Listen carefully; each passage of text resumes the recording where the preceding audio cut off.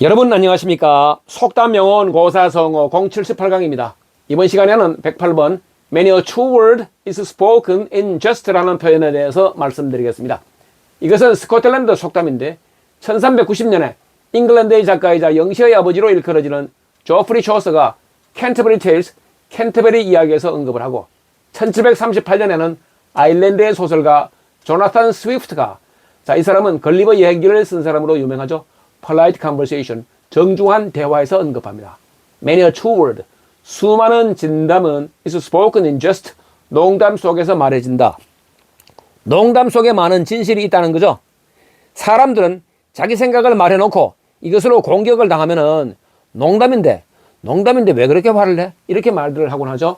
그리고 1608년에 윌리엄 셰익스피어는 킹 리어 왕에서 이러한 표현을 합니다. Jesters do of the poor profit. 농담꾼들은 do는 prove라는 동사를 강조하고요. of는 often의 고어입니다. prove profit, 예언자임이 드러난다라고 하는 겁니다. 농담인 줄로만 알았는데 기가 막히게 들어맞네 이런 거죠. 자, 그리고 My way of joking is to tell the truth. It is the funniest joke in the world라는 말이 있습니다. 아일랜드 출신의 영국 극작가 조지 버나드 쇼가 한 말입니다. 나는 진실을 말하는 방법으로 농담을 한다. It is the funniest joke in the world. 그것은 이 세상에서 가장 재미있는 농담이다. 그러니까 농담과 진담의 관련성을 이렇게 말하고 있네요. 우리말 속담에 말 속에 가시가 있다. 말 속에 뼈가 있다. 이런 말이죠. 말 속에 뼈가 있다라고 하는 걸 한자로는 언중유골이라고 하는데 그냥 들으면은 보통 이야기 같은데 가만히 생각해 보면 그 말 속에 어떤 의미를 포함할 때가 있습니다. 그럴 때 그 속뜻이 진짜 메시지가 되는 것이죠. 이 언중유골을 두고 사람이 솔직하지 못하고 배배 꼬였다고 부정적으로 생각할 수 있습니다. 하지만은 막상 현실에서 부정적인 말을 듣게 되면은 노골적인 표현으로 듣는 것보다는 비유적인 표현으로 듣는 편이 대체로 훨씬 마음이 덜 불편합니다. 비유적인 표현은 약간의 여지를 남겨주기 때문에 직접적인 표현보다는 상대방의 자존심을 덜 상하게 하는 겁니다. 이 언중유골의 표현법은 잘 사용하면 상대방의 자존심을 많이 상하지 않게 하고 분위기를 나쁘지 않게 하면서 본인의 뜻을 관철시킬 수 있는 표현 방법이 될 수가 있는 겁니다.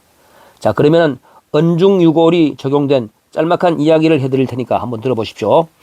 옛날에 한 양반이 길을 가다가 소나기를 만났습니다. 차가워하면서 그 양반은 체면도 잊은 채 가까운 집의 처마 밑으로 뛰어들었습니다. 그 처마 밑에는 상놈 여럿이 먼저 와서 비를 피하고 있었습니다. 너무 허둥댄 것이 무안했던지 양반은 헛기침을 하며 고개를 위로 쳐들고 소나기가 그치기를 기다렸습니다. 잠시 뒤에 소나기가 보슬비로 바뀌었습니다.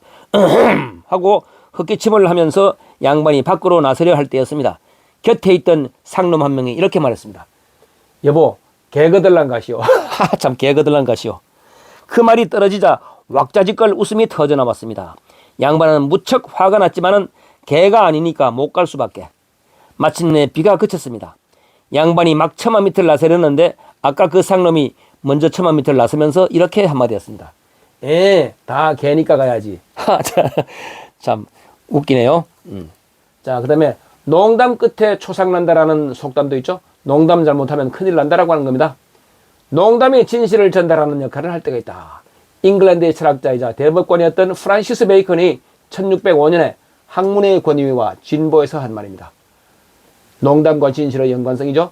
농담으로 적이 생기는 일은 결코 일어나지 않지만 친구를 잃게 될 때가 있다. 영국의 의사이자 작가였던 토마스 풀러가 1732년에 금원집에서 한 말입니다. 농담 잘못하면 참 낭패를 볼 수 있다고 하는 거죠. 상식을 넘어서는 농담을 하지 않도록 조심해야 한다. 프랑스 시인 니콜라 보알로가 1674년에 시학에서 쓴 표현입니다. 농담 조심해야 한다라고 하는 거죠. 정중한 사람이나 지성이 뛰어난 사람에게 함부로 농담을 해서는 안 된다. 농담 조심해야 된다라고 하는 것이죠. 프랑스의 철학자 장드라 브리에르가 1688년에 성격론에서 했습니다. 농담은 피를 뿌리지 않는 일종의 결투이다. 프랑스의 비평가이자 작가였던 니콜라 샹포르가 금원과 성찰에서 한 표현입니다. 농담은 큰 싸움을 일으킬 수 있다고 하는 겁니다. 농담 조심해야 됩니다. 자, 이제 한문 표현을 봅니다. 조선 후기 실학자였던 성호이익이 성호전세에서 쓴 말인데 희소지언 혹성실제. 요 희자는 억지로 웃는다라는 말입니다. 희소도 억지로 웃는 웃음의 말. 희소지언이 결국 농담입니다. 농담이 혹 어떤 경우에는 성된다, 실제가 된다라고 하는 겁니다. 그러니까 웃으면서 농으로 한 말이 실제 상황이 될 수 있다는 거죠.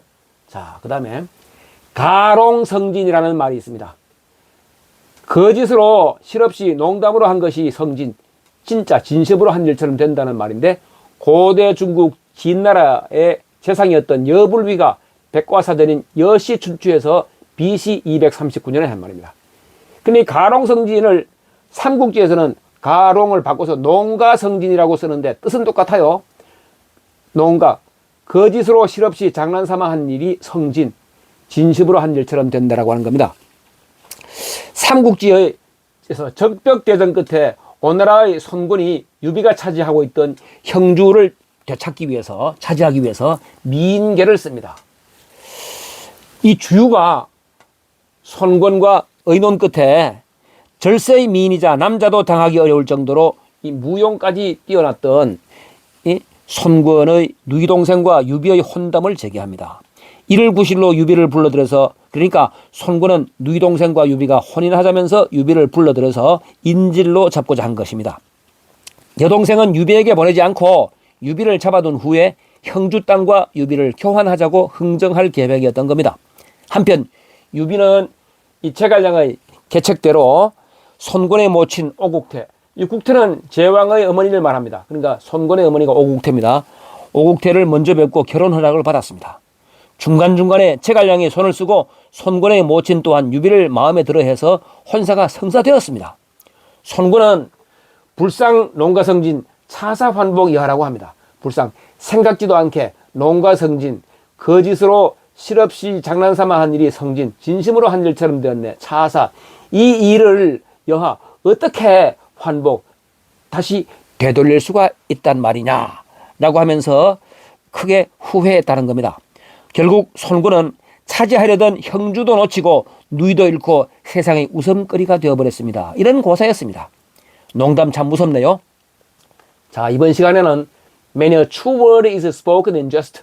수많은 진담은 농담과 섞어서 이렇게 말을 해지곤 한다라고 하는 표현과 관련된 이야기를 살펴봤는데, 이와 관련해서 저는 마지막으로 이런 말씀을 여러분께 해드리고 싶습니다.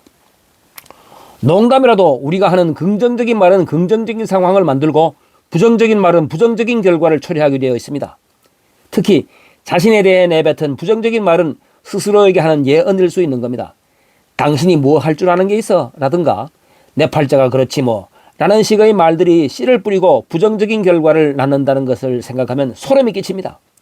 가까운 동료나 후배, 가족에게 무심코 내던진 말들이 그들의 인생에 뿌리를 내려 부정적인 영향을 미친다는 것을 알아야 합니다. 그러니 나는 훌륭한 사람이고 나는 무엇을 해도 성공하고 사랑받을 만한 사람이다 라는 주문을 외워보십시오. 또 자기가 아끼는 사람들에게도 그렇게 주문을 걸어보십시오. 지금까지 영선이가 말씀드렸습니다. 다음 시간까지 안녕히 계십시오. 고맙습니다.